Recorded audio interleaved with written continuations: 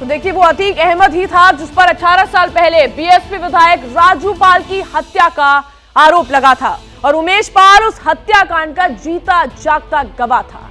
इसलिए उमेश पाल के मर्डर के बाद परिवार वालों ने अतीक के कुनबे को ही नामजद करा दिया।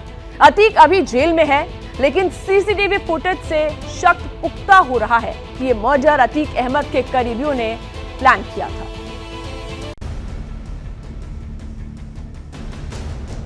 उमेश पाल हत्याकांड में शामिल हत्यारों में एक शूटर का हुलिया इस तस्वीर में आप देख सकते हैं।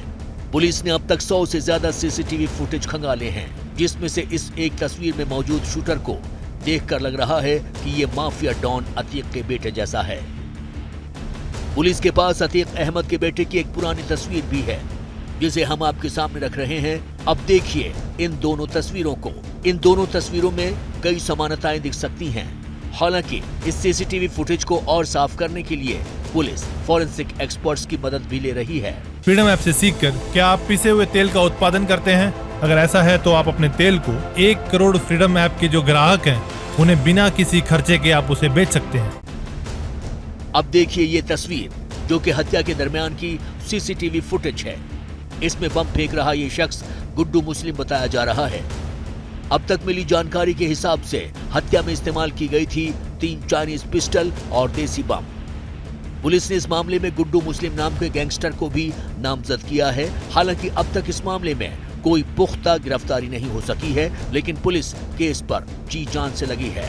इस मुकदमे में जनपद प्रयागराज की पुलिस की 10 टीमें इसमें इन अपराधियों के ढूंढने, तलाशने और इनके विरुद्ध कठोरतम कार्रवाई करने के लिए इस समय जगह जगह दबिश दे रही हैं, लोगों से पूछताछ कर रही हैं।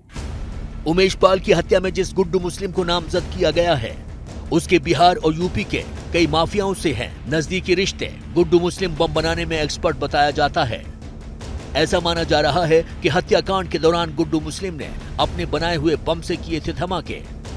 गुड्डू मुस्लिम उत्तर प्रदेश का एक कुख्यात गैंगस्टर है, जिसका इस्तेमाल पूर्व सांसद और बाहुबली विधायक अतीक अहमद रेलवे और मोबाइल टावर के टेंडर कराने के लिए भी किया करता था। गुड्डू मुस्लिम का इस्तेमाल एमएलसी रहे अजीत सिंह से मोर्चा लेने के लिए भी किया जाता था। कुख्यात अपराधी श्री प्रकाश शुक्ला के गुरु और गोरखपुर के पुराने माफिया का भी करीबी है गुड्डू मुस्लिम। गोरखपुर पुलिस ने 15 साल पहले पटना जेल के बाहर से गुड्डू को किया था गिरफ्तार। उस केस में अतीक अहमद ने कराई थी गुड्डू मुस्लिम की जमानत। उसके बाद जेल से बाहर आने के बाद से अतीक के लिए काम कर रहा था गुड्डू मुस्लिम। अब बात करते हैं इन पूरे मामले के पीछे शुरू से मौजूद रहे अतीक अहमद की। अतीक अहमद पर 43 साल में करीब 100 मुकदमे दर्ज हुए हैं, लेकिन अब तक उसे सजा एक में भी नहीं हो सकी। माना जाता है कि राजनीतिक संरक्षण और बाहुबली के चलते आज तक किसी मामले में सजा नहीं हुई।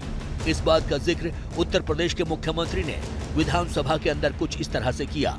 जिस अतीक अहमद के खिलाफ पीड़ित परिवारों ने मुकदमा दर्ज कराया, उसके परिवार के खिलाफ, वह समाजवादी पार्टी के द्वारा पोषित माफिया है और उसकी कमर को तोड़ने का काम हमारी सरकार ने किया है। अतीक अहमद को समाजवादी सरकार का प्रेशर मिलता रहा है, जिसकी वजह से कभी गवाहों को डराकर, धमकाकर तो कभी उन्हें ठिकाने लगवाकर उसने अपने अपराध की धमक और डर को कायम रखा। साल 1979 में हत्या के मुकदमे के साथ अतीक अहमद ने अपराध की दुनिया में कदम रखा था।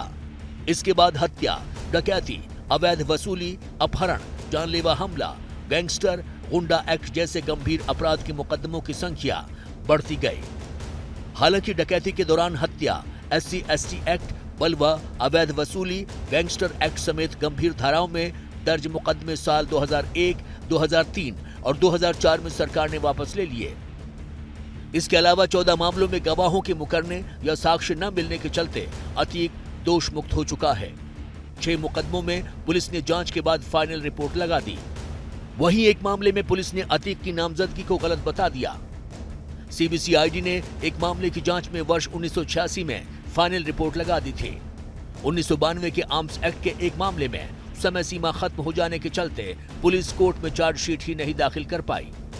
योगी सरकार के सत्ता में आने के बाद अतीक के दिन फिर गए।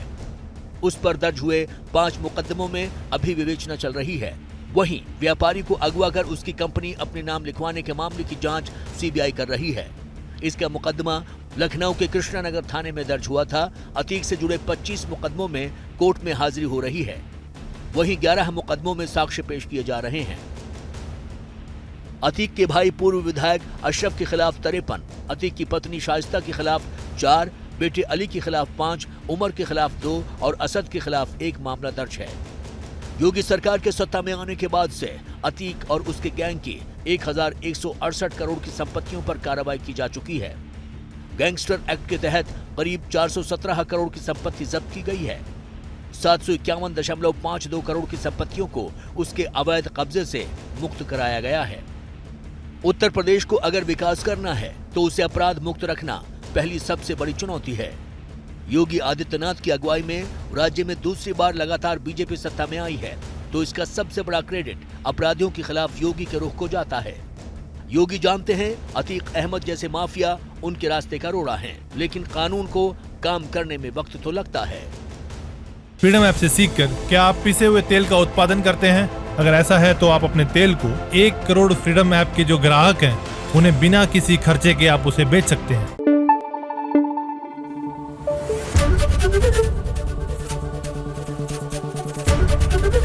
एबीपी न्यूज आपको रखे आगे।